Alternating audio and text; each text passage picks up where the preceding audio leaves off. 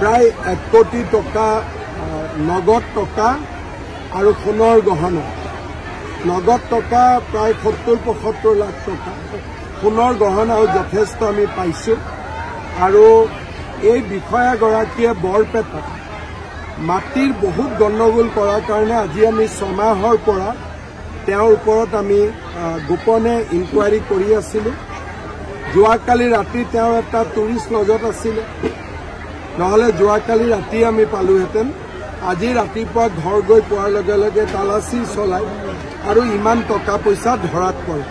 গুৱাহাটীত গ'লে মই আৰু বিতং প্ৰতিবেদন লাভ কৰিব পাৰিম। অসমত সংখ্যালঘু অধ্যুষিত অঞ্চলসমূহৰ ৰেভিনিউ চাৰ্কুলত বহুত বেছি দুৰ্নীতি হৈ আছে। এই বিষয়াগৰাকীয়ে আমাৰ হিন্দুৰ মাটি সন্দেহযুক্ত মানুহলৈকে ট্ৰান্সফাৰ কৰাৰ কাৰণে তেওঁক আমি স্ক্ৰিনিঙত ৰাখি থৈছিলোঁ। 6 মাহৰ পৰাই তেওঁৰ গতিবিধি আমি চাই আছিলোঁ। বৰপেটাত ৰাজহচক্ৰ বিষয়া হৈ থাকোঁতে হিন্দুৰ মাটি তেওঁ সন্দেহযুক্ত লোকলৈ টকা লৈ পেলাই হস্তান্তৰিত কৰিছিল আৰু সেইকাৰণে আজি আমি কঠোৰ ব্যৱস্থা লৈছোঁ।